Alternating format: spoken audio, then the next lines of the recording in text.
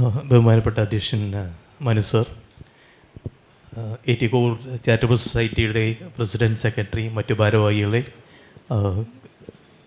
GH transplant coordinator, ഇവിടെ എത്തിയിരിക്കുന്ന മറ്റ് വിശിഷ്ടാതിഥികളെ, സഹോദരങ്ങളെ, ആദ്യമായി ഇന്നിങ്ങനെ ഒരു പരിപാടി ഇവിടെ ഓർഗനൈസ് ചെയ്ത കോവൂർ ചാരിറ്റബിൾ സൊസൈറ്റിയുടെ ഭാരവാഹികൾക്കും അതിൻ്റെ അംഗങ്ങൾക്കും എൻ്റെ അഭിനന്ദനങ്ങൾ.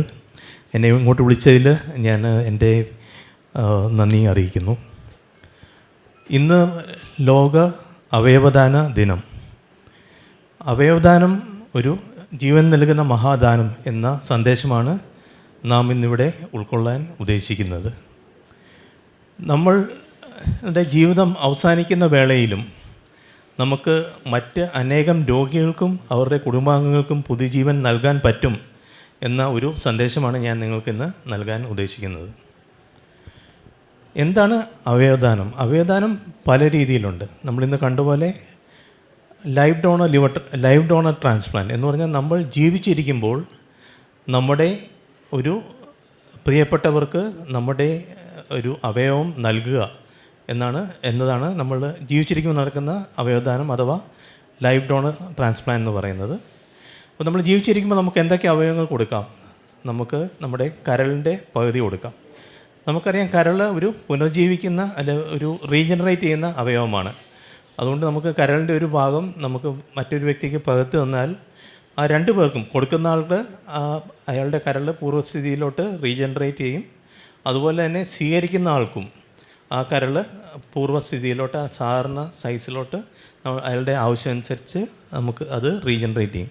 അപ്പം കരൾ ഒരു വളരെ ഒരു പ്രത്യേക അവയവമാണ്. എന്ന് പറഞ്ഞാൽ അത് റീജനറേറ്റ് ചെയ്യാൻ പറ്റും. അപ്പോൾ അതിൻ്റെ ഒരു ഭാഗം സ്വീകരിച്ച് കഴിഞ്ഞാൽ നമുക്ക് അത് കൊടുക്കുന്ന ആൾക്കും സ്വീകരിക്കുന്ന ആൾക്കും അത് നോർമൽ ഇതിലോട്ട് റീജനറേറ്റ് ചെയ്യും. അതുപോലെ തന്നെ നമുക്ക് 2 വൃക്കകളുണ്ട്. അപ്പം ജീവിച്ചിരിക്കുമ്പോൾ നമുക്ക് ഒരു വൃക്ക നമുക്ക് ദാനം ചെയ്യാൻ പറ്റും. കാരണം നമുക്ക് നമ്മുടെ ജീവിതം നിലനിർത്താൻ നമുക്ക് ഒരു വൃക്കയുടെ ആവശ്യമുള്ളൂ. അപ്പം നമ്മുടെ ഒരു പ്രിയപ്പെട്ട ഒരാൾക്കൊരു വൃക്ക ആവശ്യമുണ്ടെങ്കിൽ നമുക്ക് നമ്മുടെ ഒരു വൃക്ക ദാനം ചെയ്യാൻ പറ്റും. അതുപോലെ തന്നെ നമുക്ക് ജീവിച്ചിരിക്കുമ്പോൾ ദാനം ചെയ്യാൻ പറ്റുന്നതാണ് മജ്ജ, ബോൺ മാരോ ട്രാൻസ്പ്ലാന്റ്. അല്ലെങ്കിൽ നമ്മളിവിടെ പറഞ്ഞ പോലെ ബ്ലഡ് ഡോണർ ഫോറം, നമ്മൾ അറിയാതെ ചെയ്യുന്ന ഒരു അവയവദാനമാണ് നമ്മൾ ബ്ലഡ് ഡൊണേറ്റ് ചെയ്യുക എന്നുള്ളത്. അപ്പോൾ നമുക്ക് ജീവിച്ചിരിക്കുമ്പോൾ ചെയ്യാൻ പറ്റുന്ന അവയവദാനങ്ങൾ ഇതൊക്കെയാണ്. അതിന് നമ്മൾ ലൈവ് ഡോണർ ട്രാൻസ്പ്ലാന്റ് എന്ന് പറയും. ലൈവ് ഡോണർ ലിവർ ട്രാൻസ്പ്ലാന്റ് ആകും, ലൈവ് ഡോണർ കിഡ്നി ട്രാൻസ്പ്ലാന്റ് ആകും, അല്ലെങ്കിൽ ബോൺ മാരോ ട്രാൻസ്പ്ലാന്റ് ആകും.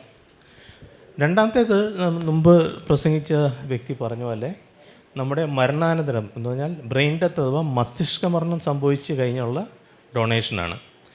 അപ്പം എന്താണ് മരണം? മരണം എന്ന് പറയുന്നത് 2 രീതിയിലുണ്ട്. ഒന്ന് കാർഡിയാക് ഡെത്ത്. നമുക്കെല്ലാം അറിയാം കാർഡിയാക് ഡെത്ത് എന്ന് പറഞ്ഞാൽ നമ്മുടെ ഹൃദയം പെർമനൻ്റായിട്ട് നിലയ്ക്കുന്ന ഒരു അവസ്ഥയാണ് കാർഡിയാക് ഡെത്ത്, നമ്മുടെ മരണം സംഭവിക്കുന്നത്. അതുപോലെ തന്നെ ഉള്ളൊരു അവസ്ഥയാണ് ബ്രെയിൻ ഡെത്ത് അഥവാ മസ്തിഷ്ക മരണം.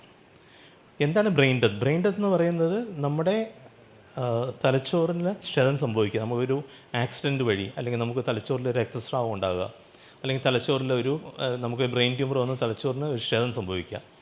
അങ്ങനെ ക്ഷതം സംഭവിച്ചു കഴിഞ്ഞാൽ നമ്മുടെ തലച്ചോറിൻ്റെ മർമ്മപ്രധാനമായ ഭാഗങ്ങൾ എന്ന് പറഞ്ഞാൽ ബ്രെയിൻ സ്റ്റെമ്മിൽ പ്രവർത്തനങ്ങൾ പൂർണ്ണമായി നിലയ്ക്കുന്ന ഒരു അവസ്ഥയാണ് ബ്രെയിൻ ഡെത്ത് എന്ന് പറയുന്നത്. അപ്പം ബ്രെയിൻ ഡെത്ത് എന്ന് പറയുന്നത് ഒരു നമ്മുടെ കാർഡിയക് ഡെത്ത് പോലെ തന്നെ നിയമപരമായും ശാസ്ത്രീയപരമായും തെളിയിച്ചിട്ടുള്ളൊരു അവസ്ഥയാണ്. ബ്രെയിൻ ഡെത്ത് സർട്ടിഫൈ ചെയ്ത് കഴിഞ്ഞാൽ എന്ന് പറഞ്ഞാൽ ഡോക്ടർമാരുടെ സംഘം 6 മണിക്കൂർ ഇടവിട്ട് 2 തവണ പല ടെസ്റ്റുകൾ ചെയ്ത് നമ്മുടെ ബ്രെയിനിൻ്റെ മർമ്മപ്രധാനമായ നമ്മുടെ ബ്രെയിൻ സ്റ്റെം പ്രവർത്തിക്കുന്നില്ല എന്ന് സർട്ടിഫൈ ചെയ്ത് കഴിഞ്ഞാൽ ആ വ്യക്തി ഒരിക്കലും ജീവിതത്തിലോട്ട് തിരിച്ചു വരികയില്ല. നമ്മുടെ കാർഡിയാക് ഡെത്ത് പോലെ തന്നെയാണത്. അപ്പം ബ്രെയിൻ ഡെത്ത് എന്ന് പറഞ്ഞാൽ പിന്നെ ഒരിക്കലും ആ വ്യക്തി നമ്മുടെ ജീവിതത്തിലോട്ട് തിരിച്ചു വരികയില്ല. പക്ഷേ അതേസമയം കാർഡിയാക് ഡെത്തായിട്ടുള്ള വ്യത്യാസം എന്ന് പറഞ്ഞാൽ എന്താണ്? നമ്മുടെ ഹൃദയം ഇടിച്ചുകൊണ്ടിരിക്കുകയാണ്, നമ്മുടെ രക്തോട്ടം നടക്കുന്നുണ്ട്.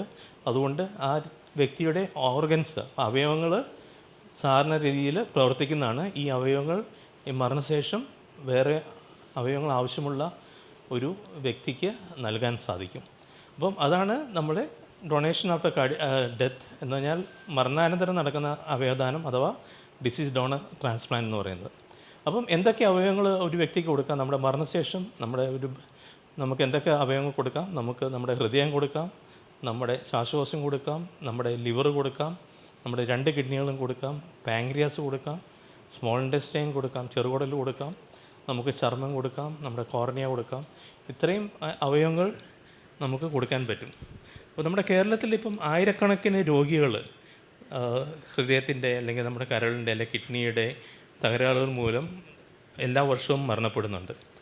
അവരിൽ പലർക്കും നമ്മുടെ ഒരു ടൈംലി ആയിട്ട് നമുക്കൊരു ഓർഗൻ കിട്ടിയിരുന്നെങ്കിൽ അവരുടെ ജീവനും അവരുടെ കുടുംബത്തിൻ്റെയും ജീവൻ രക്ഷിക്കാൻ പറ്റുന്ന ഒരു സംഗതിയാണത്.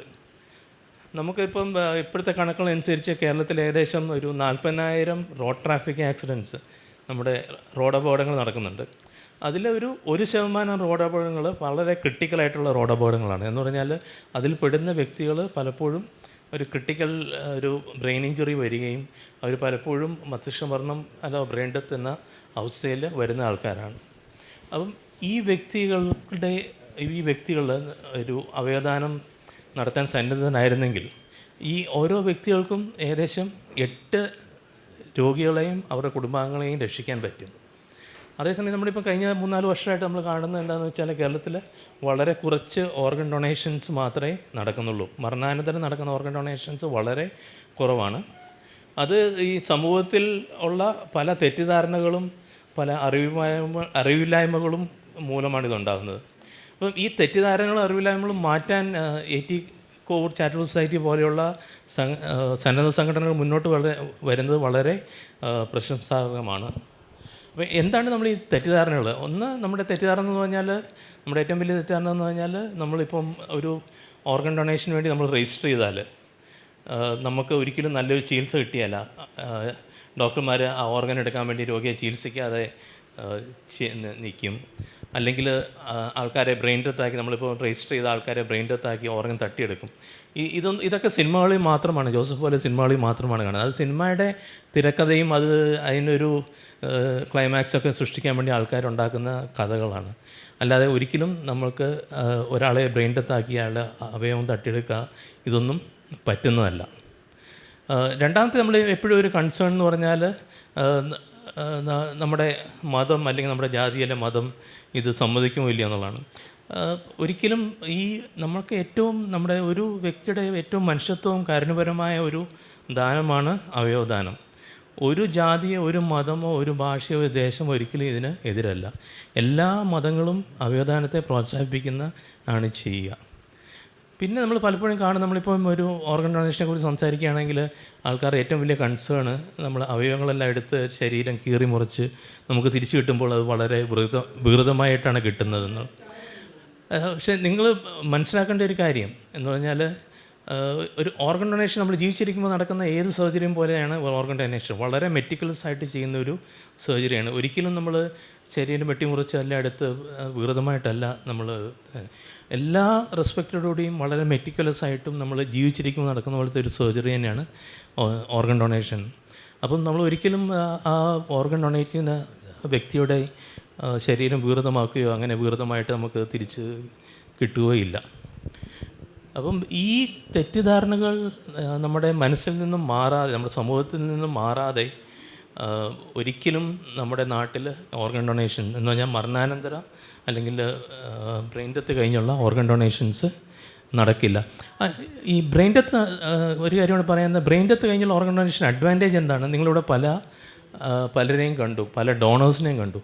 അവരൊക്കെ ഹെൽത്തി ആൾക്കാരാണ്. അവരൊക്കെ എന്തുകൊണ്ട് അവരൊരു മേജർ സർജറിക്ക് പോകേണ്ട ആവശ്യം? നിങ്ങൾ ഇവിടെ കോർഡിനേറ്റർ പറഞ്ഞു ഒരു ഭർത്താവ് കൊടുത്തു കഴിഞ്ഞാൽ പുള്ളിക്ക് ജോലിക്ക് പോകാൻ പറ്റിയല്ല കുടുംബം. പക്ഷേ ഒരു ബ്രെയിൻ ഡെത്ത് കഴിഞ്ഞാൽ അല്ലെങ്കിൽ മസ്തിഷ്കമരണം കഴിഞ്ഞുള്ള ഡൊണേഷൻ ഉള്ള രാജ്യങ്ങളിൽ ഇങ്ങനെ ഒരു ലൈവ് ഡോണറിൻ്റെ ആവശ്യമില്ല. നമ്മൾ ഒരു ഹെൽത്തി ആയിട്ടുള്ള പലരും ഹെൽത്തി ആയിട്ട് ഓടി കിടന്ന ആൾക്കാരാണ്. അവരെയാണ് നമ്മൾ ഓപ്പറേറ്റ് ചെയ്ത് കിഡ്നി എടുത്ത് സ്വീകർത്താവിന് കൊടുത്തേക്കുന്നത്. പക്ഷേ അതേസമയം നമുക്കൊരു ബ്രെയിൻ ഡെത്ത് അല്ലെങ്കിൽ ഡിസീസ് ഡൊണേഷൻ ഉണ്ടെങ്കിൽ നമുക്ക് ഇതുപോലെ അവയവങ്ങൾക്ക് വേണ്ടി അവയവങ്ങൾ കിട്ടാതെ വെയിറ്റ് ചെയ്യുന്ന ആൾക്കാർ 2 വർഷം 3 വർഷം വെയിറ്റ് ചെയ്യുന്ന ആൾക്കാർ അങ്ങനെ ഒരു പ്രശ്നം ഉണ്ടാകുന്നില്ല. 1.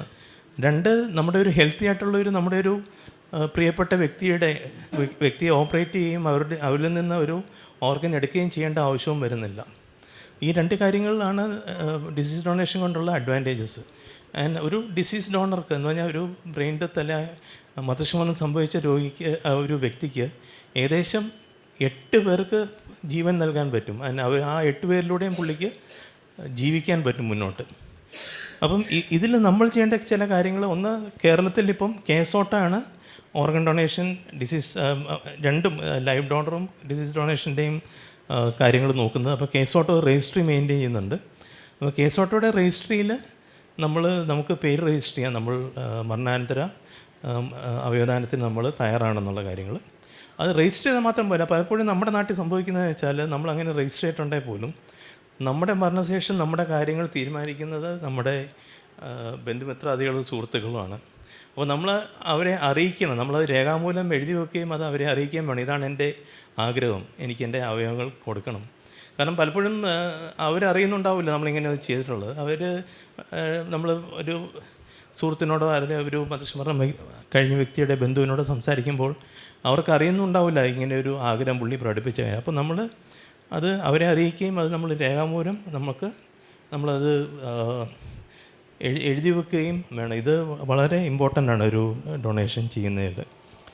അപ്പം അതുകൂടാതെ ബാക്കി നമ്മുടെ ചുറ്റുമുള്ള ആൾക്കാരിൽ ഈ ഓർഗൻ ഡൊണേഷനെ കുറിച്ചുള്ള അറിവില്ലായ്മ അല്ലെങ്കിൽ അതേക്കുറിച്ചുള്ള അജ്ഞത മാറ്റാൻ നമ്മൾ കൂടുതൽ ഇതുപോലത്തെ പരിപാടികൾ സംഘടിപ്പിക്കുകയും വേണം. ഒരിക്കൽ കൂടി ഈ പരിപാടി സംഘടിപ്പിച്ച എല്ലാ AT കോവൂർ ചാരിറ്റബിൾ സൊസൈറ്റിയുടെ അംഗങ്ങൾക്കും ഞാൻ നന്ദി അറിയിക്കുന്നു.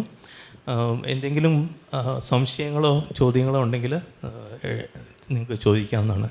ഡോക്ടർ പറഞ്ഞതിന് ഉള്ള എല്ലാ ബഹുമാനവും നിലനിർത്തിക്കൊണ്ട് തന്നെ ആദ്യമേ ഒരു വിയോജിപ്പ് അറിയിച്ചോളട്ടെ.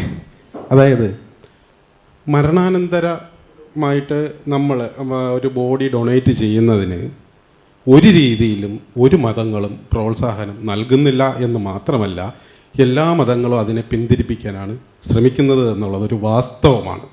കാരണം ഈ മരിച്ചു കഴിഞ്ഞാൽ നമ്മൾ ഡെഡ് ബോഡിയിലിട്ടുള്ള കോപ്രായങ്ങൾ കാണിക്കണമെങ്കിൽ ആചാരവും അതുമൊക്കെ നമുക്ക് ആവശ്യമാണ്. ഇപ്പോൾ ഉദാഹരണം എൻ്റെ കാര്യം ഞാൻ പറയാം. എനിക്ക് ബോഡി ഡൊണേറ്റ് ചെയ്യണമെന്നുണ്ട്.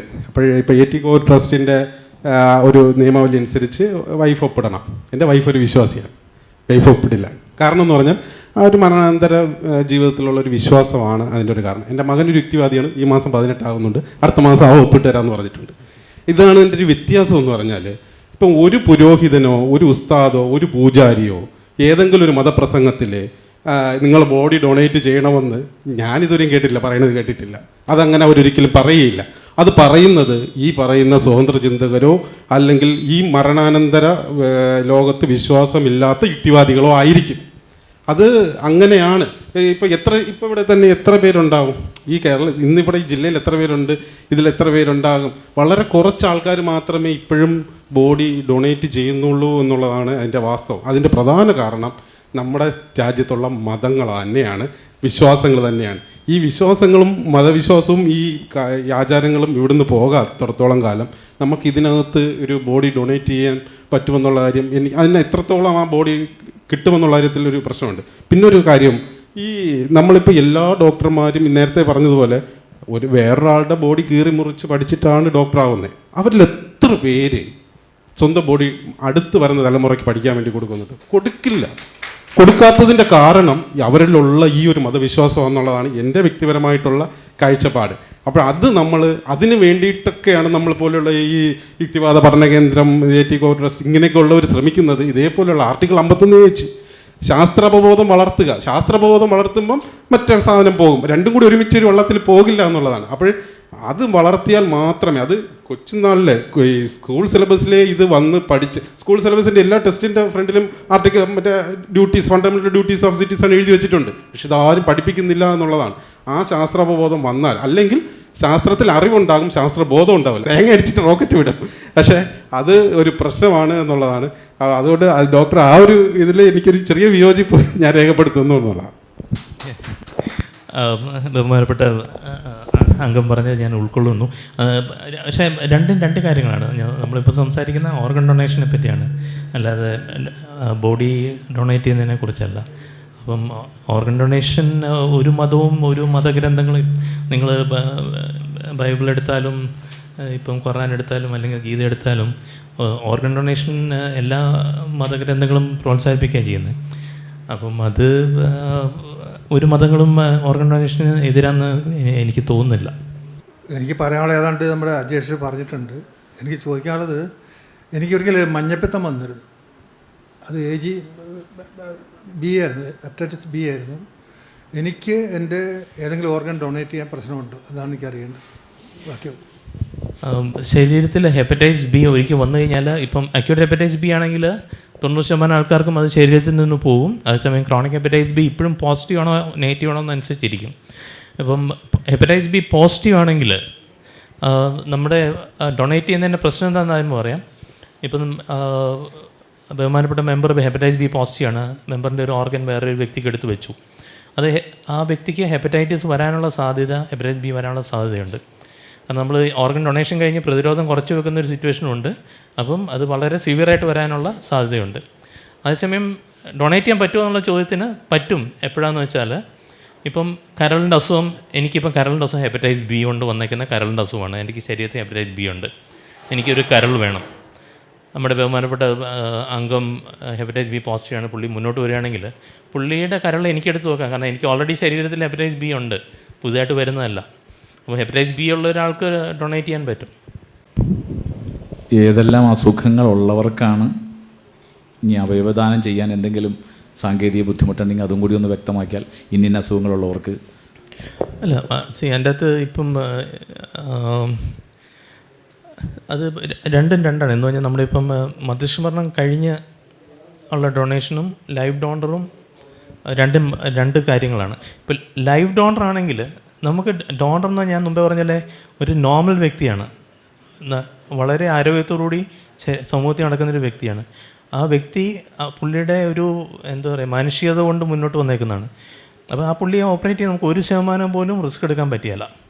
അപ്പോൾ ലൈവ് ഡോണറുടെ കാര്യത്തിൽ 1% പോലും റിസ്ക് എടുക്കാൻ പറ്റിയല്ല. അപ്പം ഓരോ അവയവങ്ങൾക്കനുസരിച്ച് അതിന് പല റെസ്ട്രിക്ഷൻസും ഉണ്ടാവും.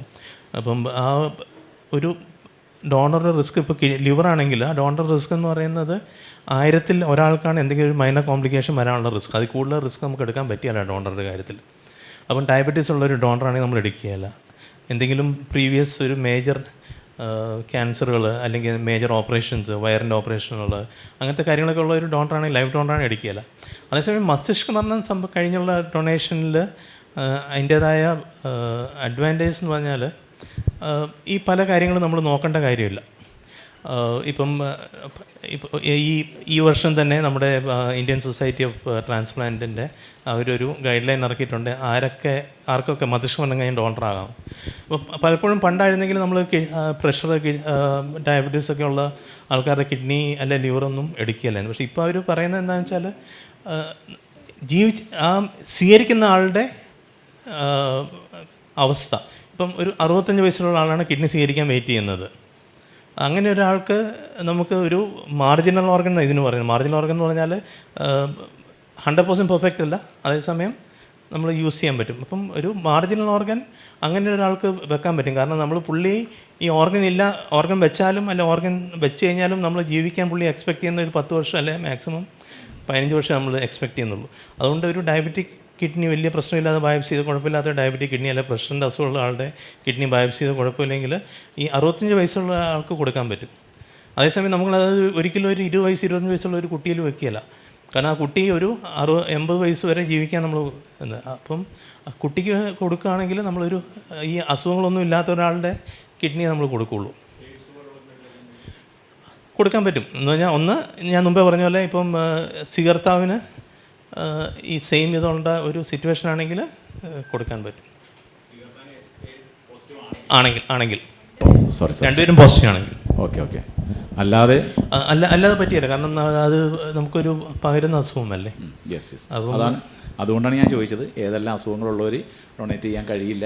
ഇപ്പം പകരുന്ന അസുഖങ്ങളുള്ള ആൾക്കാർ എന്ന് പറഞ്ഞാൽ ഇപ്പോൾ ഹെപ്പറ്റൈറ്റിസ് B, C, HIV, അപ്പം അതും പകരുന്ന അസുഖങ്ങളാണ്. അതുള്ളവർ കൊടുക്കാൻ പറ്റിയല്ല. 2 ശരീരത്തിൽ ക്യാൻസർ ഉള്ള ആൾക്കാർ, അപ്പോൾ ക്യാൻസറിൻ്റെ കോശങ്ങൾ നമ്മുടെ രക്തത്തിൽ കാണും. അത് രക്തത്തിൽ സർക്കുലേറ്റ് ചെയ്യും നമ്മൾ അറിയുന്നില്ലെങ്കിൽ പോലും. അപ്പം ആക്റ്റീവായിട്ട് ക്യാൻസറുള്ള ഒരു വ്യക്തിക്ക് ഡൊണേറ്റ് ചെയ്യാൻ പറ്റില്ല. കാരണം ആ ക്യാൻസർ റെസിപ്പിയൻറ്റിലോട്ട് സ്വീകരിക്കുന്ന ആളിലോട്ട് സ്പ്രെഡ് ചെയ്യാൻ സാധ്യതയുണ്ട്. ഓക്കെ, അപ്പം ആക്റ്റീവായിട്ട് ഇൻഫെക്ഷൻസ്, നമ്മുടെ അണുബാധകൾ ആക്റ്റീവായിട്ടുള്ള ആൾക്കാർ, ആക്റ്റീവായിട്ട് ക്യാൻസറുള്ള ആൾക്കാർ, ഇവർക്കൊന്നും ഒരു ഡൊണേറ്റ് ചെയ്യാൻ പറ്റിയല്ല. അതേസമയം നമുക്കൊരു 5 വർഷം മുമ്പ് ക്യാൻസർ ഉണ്ടായിരുന്നത് നമ്മൾ ഫുള്ളി ട്രീറ്റ് ചെയ്ത് ക്യൂർ ചെയ്തു, ഇപ്പോൾ കഴിഞ്ഞ 5 വർഷമായിട്ട് കുഴപ്പമില്ല, അങ്ങനത്തെ ഒരു വ്യക്തിക്ക് ഡൊണേറ്റ് ചെയ്യാം. പക്ഷേ ആക്റ്റീവായിട്ട് ഇപ്പം ഡൊണേറ്റ് ചെയ്യുന്ന സമയത്ത് ക്യാൻസറൊക്കെ ഉള്ള ആൾക്കാർക്ക് ഡൊണേറ്റ് ചെയ്യാൻ പറ്റിയല്ല. ഇപ്പോൾ 60 ഉള്ളൊരു ആൾ ആരോഗ്യവാനാണെങ്കിൽ ഡൊണേറ്റ് ചെയ്യാൻ കഴിയുമോ? എഗെയിൻ ഓർഗൻ ഡൊണേഷൻ അല്ല, ലൈഫ് ഡോണറും ഡിസീസ് ഡോണർ മസ്തിഷ്കം പറഞ്ഞ കഴിഞ്ഞുള്ള ഡൊണേഷൻ അല്ല ലൈഫ് ഡോണർ ജീവിച്ചിരിക്കുമ്പോൾ കൊടുക്കണമെന്നുണ്ടെങ്കിൽ. ഓക്കെ, അതും അവയവം അനുസരിച്ച് പറ്റിയല്ല. എന്ന് പറഞ്ഞാൽ അവയവം അനുസരിച്ച് വ്യത്യാസമാണ്. എന്ന് പറഞ്ഞാൽ ലിവറാണ്, ഇപ്പം ഞാൻ ലിവറാണ് നോക്കുന്നത്. ലിവറാണ് ഞങ്ങൾ പറയുന്നത് 18 തൊട്ട് 50 വയസ്സ് വരെയുള്ള ഹെൽത്തി ആയിട്ടുള്ള വേറെ അസുഖങ്ങളൊന്നും ഇല്ലാത്ത ഒരാൾ. അസുഖങ്ങളില്ല എന്ന് പറയുമ്പം മേജർ അസുഖങ്ങൾ അത് വ്യത്യാസമാണ്. ഡയബറ്റീസ് ഉള്ള ആളെ നമ്മൾ എടുക്കില്ല. ഒരു ഹാർട്ട് ബൈപ്പാസ് അല്ല ഒരു ഹാർട്ട് അറ്റാക്ക് വന്ന ആളെ നമ്മൾ എടുക്കില്ല. നമ്മളിപ്പം ഒരു മേജർ കിഡ്നിക്ക് തകരാറുള്ള ആൾക്കാരെ നമ്മൾ എടുക്കില്ല. അതേസമയം തൈറോയ്ഡ് ഉണ്ട്, ഞാൻ തൈറോയിഡിന് 25 മൈക്രോഗ്രാം മരുന്ന് കഴിക്കുന്നുണ്ട് ചെറുതായിട്ട്, അല്ലെങ്കിൽ പ്രഷർ ഒരു ചെറിയ മരുന്ന് കഴിച്ച് കൺട്രോൾഡാണ്. അപ്പോൾ അതൊന്നും നമ്മൾ കുഴപ്പമുണ്ടാവില്ല. പക്ഷേ അത് കുഴപ്പമില്ലയെന്ന് പറയുന്നതിന് മുമ്പ് അതിൻ്റേതായ ഡോക്ടർമാർ കണ്ട് അവർ 100% ഈ മേജർ ഓപ്പറേഷന് കുഴപ്പമില്ലയെന്ന് സർട്ടിഫൈ ചെയ്താൽ മാത്രമേ ഡൊണേറ്റ് ചെയ്യാൻ പറ്റുള്ളൂ. ഐന് ഐ ബാങ്കിൽ ഇതൊന്നും ബാധിക്കുന്നില്ല, ഏത് ഏജിലും ഐ ഡൊണേറ്റ് ചെയ്യാം. അല്ല, ഐ ഡൊണേറ്റ് ചെയ്യുന്നത് ലൈവായിട്ട് സാർ പറഞ്ഞാൽ ലൈവ് ഡൊണേഷൻ ഇല്ലല്ലോ. കോർണിയ ഐ ഡൊണേറ്റ് ചെയ്യുന്നത് മസ്തിഷ്കം മരണം കഴിഞ്ഞിട്ടാണ്. കൊടുക്കുന്ന ആൾക്ക് താല്പര്യമുണ്ടെങ്കിൽ, ഒരു കണ്ണ് കൊടുക്കാൻ താല്പര്യമാണെങ്കിൽ അങ്ങനെ ആരും തയ്യാറാവില്ല. അങ്ങനെ എൻ്റെ അറിവിലില്ല, എനിക്കതേക്കുറിച്ച് അറിയത്തില്ല. അല്ല, അങ്ങനെ നിയമത്തിൽ കൊടുക്കാൻ പറ്റില്ലേ? അതിൻ്റെ നിയമവശം എനിക്ക് അറിയത്തില്ല. ഡോക്ടർ, ഇതിനോടനുബന്ധമായ ചോദ്യമാണ്. നമ്മുടെ ശരീരത്തിൽ എടുക്കാൻ പറ്റുന്ന അവയവങ്ങൾ, കൊടുക്കാൻ പറ്റുന്ന അവയവങ്ങൾ ഏതൊക്കെയാണ്? അതിന് എത്ര മണിക്കൂർ നമുക്കല്ല എത്ര സമയം നമുക്ക് ലൈവായിട്ട് മറ്റുള്ള ശരീരത്തിൽ വെച്ച് പിടിപ്പിക്കാനുള്ളൊരു സമയ ദൈർഘ്യമുണ്ടെന്ന് പറഞ്ഞാൽ ഉപകാരമായിരിക്കും. എഗെയിൻ നമ്മളിപ്പം ലൈവ് ഡോണറും ഡിസീസ് ഡോണറും രണ്ടാണ്. ലൈവ് ഡോണർ ആണെങ്കിൽ നമുക്ക് കരളിൻ്റെ പകുതി കൊടുക്കാം, ഒരു കിഡ്നി കൊടുക്കാം, നമുക്ക് മജ്ജ കൊടുക്കാം. ഇപ്പം ചെറുകുടൽ ലൈവ് ഡോണർ ചെറുകുടൽ ചെയ്തു തുടങ്ങിയിട്ടുണ്ട് ആൾക്കാർ, പാങ്ക്രിയാസും ചെയ്തു തുടങ്ങിയിട്ടുണ്ട്. പക്ഷേ അതൊന്നും വളരെ കോമൺ അല്ല. നമ്മൾ കോമൺ ആയിട്ട് നമ്മുടെ നാട്ടിൽ ഇപ്പോൾ കാണുന്ന കിഡ്നി, ലിവർ അല്ലെങ്കിൽ മജ്ജ, ബോൺ മാരോ, ഇതാണ് ലൈവ് ഡോണർ ഡൊണേഷൻ. കെഡാവറിക് അല്ലെങ്കിൽ ഡിസീസ് ഡോണർ ആണെങ്കിൽ നമുക്ക് ഏത് അവയവം വേണമെങ്കിലും കൊടുക്കാം നമ്മുടെ ആവശ്യം അനുസരിച്ച്. നമ്മളിപ്പം പലപ്പോഴും പത്രത്തിൽ കണ്ടിട്ടുണ്ടാവും, അമൃതയിൽ 2 കൈയും ട്രാൻസ്പ്ലാന്റ് ചെയ്തേക്കുന്നു. ചർമ്മം ട്രാൻസ്പ്ലാന്റ് ചെയ്യാറുണ്ട്. ചർമ്മം, heart, lungs, liver, kidney, pancreas, small intestine, ചെറുകുടൽ, നമ്മുടെ ചർമ്മങ്ങൾ, കോർണിയ, ഹാൻഡ് ട്രാൻസ്പ്ലാന്റ്, ഇതെല്ലാം നമുക്ക് ഡൊണേറ്റ് ചെയ്യാൻ പറ്റുന്നതാണ്. എത്ര നേരം എന്ന് പറഞ്ഞാൽ എന്താ ഉദ്ദേശിക്കുന്നത്? ഞാൻ മുമ്പേ പറഞ്ഞാൽ അത് ഞാൻ പറയാം. ബ്രെയിൻ ഡെത്ത് എന്ന് പറയുന്ന അവസ്ഥ എന്ന് പറയുന്നത് നമ്മുടെ ബ്രെയിൻ ഡെഡാണ്, പക്ഷേ ബാക്കി അവയവങ്ങൾ പ്രവർത്തിക്കുന്നുണ്ട്. ഹാർട്ട് ഇടിച്ചുകൊണ്ടിരിക്കുന്ന അവസ്ഥയാണ്, സർക്കുലേഷൻ നടക്കുന്നുണ്ട്, നമ്മുടെ അവയവങ്ങളിൽ രക്തയോട്ടവും അതിനാവശ്യമായ എല്ലാ ന്യൂട്രീഷനും കിട്ടുന്നുണ്ട്. അപ്പോൾ അവയവങ്ങൾ പ്രവർത്തിച്ചുകൊണ്ടിരിക്കും ബ്രെയിൻ ഡെഡ് ആണെങ്കിൽ പോലും. അപ്പോൾ നമ്മൾ ബ്രെയിൻ ഡെഡ് ആൾ വെന്റിലേറ്ററിലാണ്, അയാൾ വെന്റിലേറ്ററിൻ്റെ സഹായത്തോടുകൂടി ഓക്സിജനേഷൻ നടക്കുന്നുണ്ട്. അതുകൂടാതെ പുള്ളിക്ക് ട്യൂബ് വഴി ഫീഡിങ് നടക്കുന്നുണ്ട്, ബാക്കി മരുന്നുകളുടെ ഡ്രിപ്പുകളെല്ലാം പോകുന്നുണ്ട്, ഇതെല്ലാം നടക്കുന്നുണ്ട്. അപ്പം അവയവങ്ങൾ പ്രവർത്തിച്ചുകൊണ്ടിരിക്കും. അപ്പം പലപ്പോഴും യൂഷ്വലി ഒരു ഇസ്കീമിയ ടൈം എന്ന് പറഞ്ഞാൽ നമ്മുടെ കൊടുക്കുന്ന ആളുടെ ശരീരത്തിൽ നിന്ന് അവയവം പുറത്തു വന്ന് സ്വീകരിക്കുന്ന ആളുടെ ശരീരത്തിൽ ഘടിപ്പിക്കുന്ന ആ സമയത്താണ് ഇസ്കീമിയ ടൈം എന്ന് പറയുന്നത്. അപ്പം ഞാൻ എൻ്റെ ലിവർ കൊടുക്കുകയാണെങ്കിൽ എൻ്റെ ലിവർ എൻ്റെ ശരീരത്തിൽ നിന്ന് മുറിച്ച് മാറ്റി പുറത്തെടുത്ത് ആ മുറിച്ച് മാറ്റുന്ന സമയം തൊട്ട് ഞാൻ കൊടുക്കുന്ന ആൾക്ക് അയാളുടെ ശരീരത്തിൽ അത് വെച്ച് പിടിപ്പിക്കുന്ന സമയം വരെയുള്ളതാണ് ഏകദേശം ഇസ്കീമിയ ടൈം എന്ന് പറയുന്നത്. അപ്പം ആ ഇസ്കീമിയ ടൈം യൂഷ്വലി അത് ഓരോ ഓർഗനും വ്യത്യാസമാണ്. എന്നാലും മാക്സിമം 12 മണിക്കൂർ കൂടുതൽ ആ ഇസ്കീമിയ ടൈം അത് ഐസിൽ ഇരിക്കുകയില്ല. 12 മണിക്കൂർ കൂടുതൽ അത് അങ്ങനെ ഐസിലിരിക്കുകയില്ല ലിവറൊക്കെ ആണെങ്കിൽ. കിഡ്നിക്കും കുറച്ചുകൂടെ നേരം പോകാം കാരണം കിഡ്നി ഇനീഷ്യലി ഫംഗ്ഷൻ ചെയ്തില്ലെങ്കിലും കുറച്ചാൾ ഡയാലിസിലൊക്കെ പോയിട്ട് അത് വീണ്ടും ഫംഗ്ഷൻ റിക്കവർ ചെയ്യും. ലിവറിന് അങ്ങനത്തെ ഓപ്ഷൻസ് ഇല്ലാത്തതുകൊണ്ട് ലിവർ ഏകദേശം മാക്സിമം നമ്മൾ ഏറ്റവും കുറച്ച് വെക്കാൻ നോക്കും, പക്ഷേ മാക്സിമം 12 മണിക്കൂർ ആണ് ഇസ്കീമിയ ടൈം വരാറ്. അതേസമയം കിഡ്നിക്ക് അത് കൂടുതൽ പോകാൻ പറ്റും. ഹാർട്ടും ഒരു 6 to 8 hours കൂടുതൽ ഇസ്കീമിയ ടൈം നമ്മൾ ബാക്കി അവയവങ്ങൾക്കൊന്നും പറ്റിയല്ല. നമ്മൾ സിനിമയിൽ കാണുന്ന പോലെ അവയെ മുറിച്ച് വെച്ച് ഫ്രിഡ്ജ് വെച്ചിട്ട് പിന്നെ പിറ്റേ ദിവസം എടുത്ത് അങ്ങനെയൊന്നും നടക്കുകയല്ല. ഇതെല്ലാം അതൊക്കെ സിനിമകളിൽ മാത്രമേ ഉള്ളൂ. മസ്തിഷ്ക മരണം കഴിഞ്ഞുള്ള ഡൊണേഷൻ ഏത് പ്രായം വരെ നമുക്ക് ചെയ്യാം. നമ്മൾ 70 വയസ്സുള്ള ആൾക്കാരുടെ ലിവർ എടുക്കുന്നുണ്ട്. കാരണം നമുക്ക് മുഴുവൻ ലിവറാണ് കിട്ടുന്നത്. ആ മുഴുവൻ ലിവർ എടുത്ത് ഒരു 60 വയസ്സുള്ള ആൾക്ക് കൊടുക്കാൻ പറ്റും. അതേസമയം നമ്മൾ 20 വയസ്സുള്ള ആൾക്ക് കൊടുക്കാറില്ല.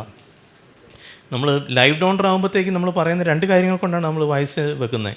ഒന്ന്, നമ്മുടെ പ്രായം ചെല്ലുന്തോറും നമ്മുടെ ലിവറിൻ്റെ കോശങ്ങൾ നശിക്കാനും ലിവറിൻ്റെ റീജനറേറ്റ് ചെയ്യാൻ. കാരണം നമ്മൾ ലൈവ് ഡോണർ പകുതി മുറിച്ച് വെക്കുമ്പോൾ റീജനറേറ്റ് ചെയ്യണമല്ലോ. നമ്മുടെ പ്രായം ചെല്ലുന്തോറും നമ്മുടെ ലിവറിനും പ്രായം വന്നുകൊണ്ടിരിക്കുകയാണ്. അപ്പോൾ അതിൻ്റേതായ പ്രശ്നങ്ങൾ ആ ലിവറിലുണ്ടാവും. അപ്പോൾ ആ ലിവർ റീജനറേറ്റ് ചെയ്യാനുള്ള സാധ്യത കുറവാണ്. അങ്ങനെ റീജനറേറ്റ് ചെയ്തില്ലെങ്കിൽ പ്രശ്നം 2 പേർക്കാണ്. ഒന്ന് ഡോണർക്ക് പ്രശ്നമാണ്. കാരണം ഡോണറുടെ ബാക്കി വെക്കുന്ന ലിവർ റീജനറേറ്റ് ചെയ്ത് നോർമലായി ഒരു 2 ആഴ്ച 3 ആഴ്ച കൊണ്ട് നോർമലായില്ലെങ്കിൽ ഡോണർക്ക് പ്രശ്നമാണ്. അതുപോലെ തന്നെ വെക്കുന്ന ആൾക്ക്, സ്വീകരിക്കുന്ന ആൾക്കും അത് ഒരു 2 മാസം 3 മാസം കൊണ്ട് റീജനറേറ്റ് ചെയ്ത് നോർമലായില്ലെങ്കിൽ പുള്ളിക്കും പ്രശ്നമാണ്. അപ്പം നമുക്കൊരു 50 വയസ്സിന് മുകളിലുള്ള ലിവറൊന്നും നമ്മൾ യൂഷ്വലി ലൈവ് ഡോണർ ഡൊണേഷന് പ്രോത്സാഹിപ്പിക്കാറില്ല. കാരണം ഡോണറുടെ റിസ്ക് കൂടുതലാണ്. റെസിപ്പിയൻ്റ് ഇപ്പോൾ 100% മരിക്കുന്ന ഒരു വ്യക്തിക്കാണ് നമ്മൾ ട്രാൻസ്പ്ലാന്റ് ചെയ്യുന്നത്, ട്രാൻസ്പ്ലാന്റ് കിട്ടിയില്ലെങ്കിൽ. അതേസമയം ഡോണറിൻ്റെ കാര്യത്തിൽ നമുക്ക് 1% പോലും റിസ്ക് എടുക്കാൻ പറ്റിയല്ല. അപ്പം ഡോണർക്ക് ഒരിക്കലും ഒരു പ്രായമായ ഡോണറെ അക്സെപ്റ്റബിൾ അല്ല. ഓക്കെ, ഇപ്പം നമ്മൾ മരണാനന്തര ട്രാൻസ്പ്ലാന്റിനെ കുറിച്ച് പറഞ്ഞു. അതും ഇപ്പോഴത്തെ സിറ്റുവേഷനിൽ 2 രീതിയിലുണ്ട്. ഒന്ന്, ഞാൻ പറഞ്ഞല്ലോ ബ്രെയിൻ ഡെത്തായ ഒരു വ്യക്തിയുടെ ഓർഗൻ എടുക്കുന്നത്. അപ്പം പുള്ളിയുടെ ഹാർട്ട് ഇടിക്കുന്നുണ്ട്, രക്തം ഓടുന്നുണ്ട്, അവയവങ്ങളൊക്കെ ന്യൂട്രീഷൻ കിട്ടുന്നുണ്ട്, രക്തം കിട്ടുന്നുണ്ട്, ഓക്സിജനേഷൻ കിട്ടുന്നുണ്ട്. അതുപോലെ തന്നെ ഇപ്പം കൂടുതലായിട്ട് നടന്ന് നമ്മുടെ നാട്ടിൽ അധികം വന്നിട്ടില്ലെങ്കിലും പാശ്ചാത്യ രാജ്യങ്ങളിൽ ഡൊണേഷൻ ആയിട്ട് കാർഡിയാക് ഡെത്ത് നടക്കുന്നുണ്ട്. എന്ന് നമ്മുടെ ഹാർട്ട് നിൽക്കുന്ന അവസരത്തിൽ നമ്മൾ മെഷീൻ വഴി ഈ ഓർഗൻസ് എല്ലാം നമുക്ക് ഇതുപോലെ തന്നെ പെർഫ്യൂസ് ചെയ്യാൻ പറ്റും. അപ്പം മെഷീൻ വഴി നമ്മൾ മെഷീൻ വഴി ഈ ഓർഗൻസിൻ്റെ എല്ലാം രക്തയോട്ടം മെയിൻറ്റെയിൻ ചെയ്യാൻ പറ്റും. എന്നിട്ട് അത് ഫങ്ഷണലാണെങ്കിൽ ആ മെഷീനിൽ അത് ഫങ്ഷൻ ചെയ്യുന്നുണ്ടെങ്കിൽ അത് ഡൊണേറ്റ് ചെയ്യാൻ പറ്റും. അപ്പം അത് ഡൊണേഷൻ ആഫ്റ്റർ കാർഡിയാക് ഡെത്ത് എന്ന് പറയും, DCD എന്ന് പറയും. അപ്പം അത് പാശ്ചാത്യ രാജ്യങ്ങളിൽ ഇതിപ്പം ഒത്തിരി നടക്കുന്നുണ്ട്.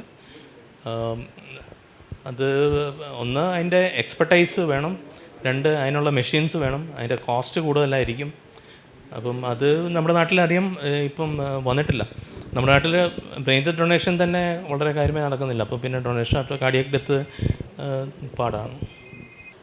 2ഉം ഒരു സമയത്താണ് നടക്കുന്നത്. ഒരു സമയം ഇപ്പം ഡൊണേഷൻ നടക്കുന്നത് ഇപ്പം ലൈവ് ഡോണർ ലിവറാണേലും കിഡ്നി ആണേലും 2 ഓപ്പറേഷനും ഒരേ സമയത്ത് നടക്കുന്നത്, 2 തിയേറ്ററിൽ. കാരണം നമുക്ക് ലിവറിൽ പറഞ്ഞ പോലെ എടുത്ത് ഫ്രീസർ വെച്ച് IC വെക്കാൻ പറ്റുന്ന ഒരു സാധനമല്ല. ഒരു തിയേറ്ററിൽ ഡോണറുടെ ഓപ്പറേഷൻ നടക്കും, അതുപോലെ തന്നെ മറ്റേ തിയേറ്ററിൽ സ്വീകരിക്കുന്ന ആളുടെ ഓപ്പറേഷൻ നടക്കും. അപ്പോൾ സ്വീകരിക്കുന്ന ആളുടെ പുള്ളിയുടെ ഡാമേജായ ലിവർ ഫുള്ളായി എടുത്ത് മാറ്റും, മുഴുവനായിട്ട് എടുത്ത് മാറ്റി അവിടെയാണ് പുതിയ ലിവർ വെക്കുന്നത്. അപ്പം ആ സ്വീകരിക്കുന്ന ആളുടെ ലിവർ എടുത്ത് മാറ്റുന്ന സമയത്ത് തന്നെ ഡോണറുടെ പകുതി ലിവർ എടുക്കാനുള്ള ഓപ്പറേഷൻ നടക്കുന്നുണ്ടാവും.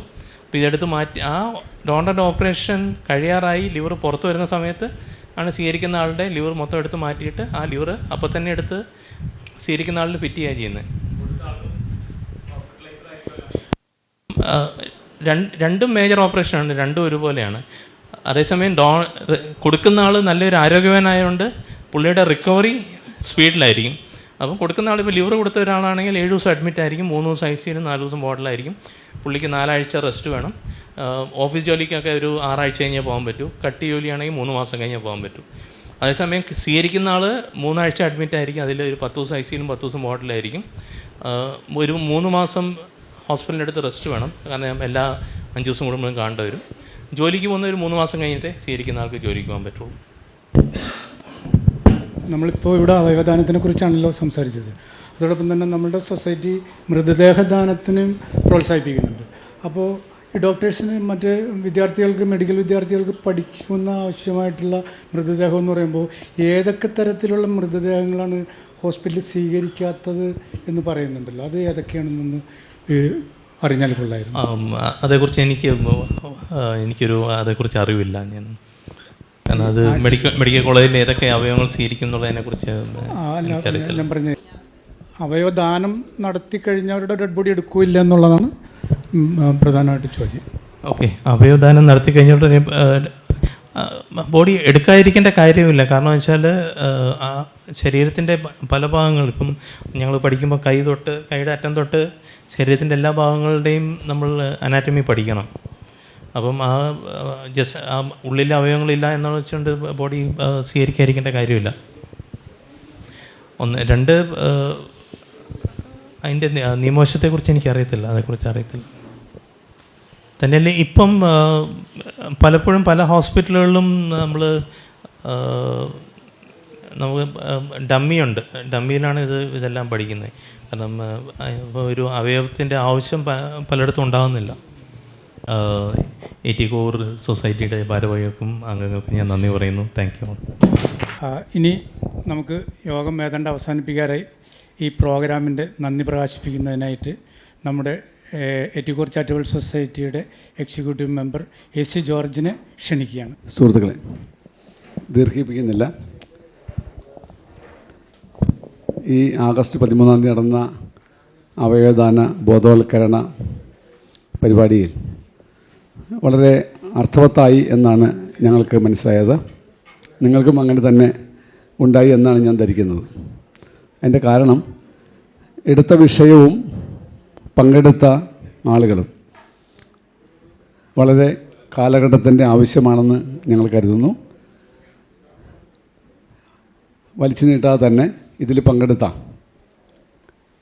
ആദ്യമേ തന്നെ പറയേണ്ടത്, ഈ പരിപാടിയിൽ പങ്കെടുക്കാൻ വേണ്ടി എത്തിച്ചേർന്നിട്ടുള്ള അവയവങ്ങൾ ദാനം ചെയ്ത ആളുകളും അത് സ്വീകരിച്ച ആളുകളുമാണ്.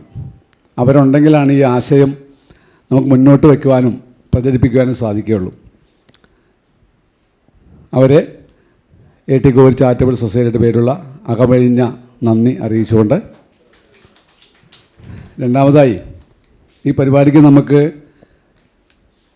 വിശിഷ്ടാതിഥികളെ എത്തിച്ചേർന്ന 2 പേരാണ് ഡോക്ടർ മനു വിശ്വവും ചാൾസ് പനക്കലും. ഈ 2 പേരും വിഷയത്തിലൂന്നി നമ്മളുടേതായ അറിവുകളിലേക്ക് കൂടുതൽ വെളിച്ചം പകർത്തുവാൻ അവർക്ക് സാധിച്ചു. അതിന് ഈ 2 പേരെയും എറ്റിക്കോർ ചാരിറ്റബിൾ സൊസൈറ്റിയുടെ പേരിൽ നന്ദി പറയുന്നു. കൂടാതെ ഈ പ്രോഗ്രാം ഇവിടെ നമുക്ക് സംഘടിപ്പിക്കുവാൻ എല്ലാ സൗകര്യങ്ങളും ഒരുക്കി തന്ന സൗമ്യ മാഡം, കോർഡിനേറ്റർ, കൂടാതെ ഈ ഹോസ്പിറ്റലിൻ്റെ PRO, സംഘടനയുടെ പ്രസിഡന്റ്, സെക്രട്ടറി, മറ്റു എല്ലാ ആളുകളെയും ഒരിക്കൽ കൂടി നന്ദി പറഞ്ഞുകൊണ്ട്, തുടർന്ന് നിങ്ങളെല്ലാവരുടെയും സഹായ സഹകരണങ്ങൾ സംഘടനയ്ക്ക് ഉണ്ടാവണമെന്ന് മാത്രം അഭ്യർത്ഥിച്ചുകൊണ്ട് നിർത്തുന്നു. നന്ദി.